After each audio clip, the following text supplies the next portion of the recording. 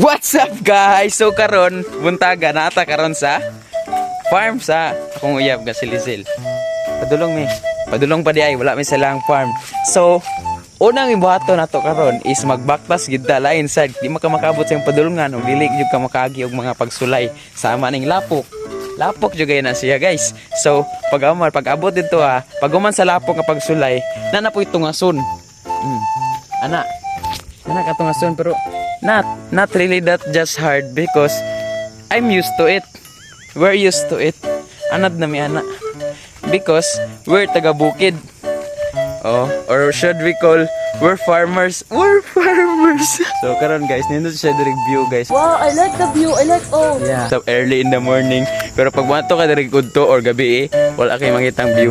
Sa udto, init jud kayo. Dili jud ka makaingon nga, ani dito tas view oy. Mangingon ka inita. Oy, ana ra gid mo mapaingon permi. So mo to guys. Nindot sa direct nga view. Tanaw po dire Lisel Piudos, Lisel. Hey guys. Guys, there is a duwende here. Duwende.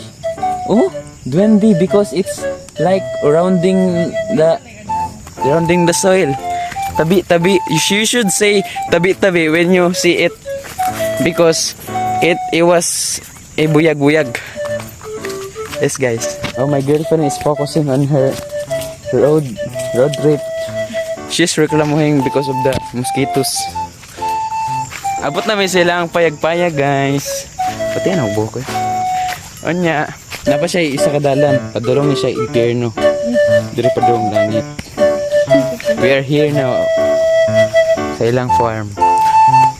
Your Honor, sa farm po ako nakatira.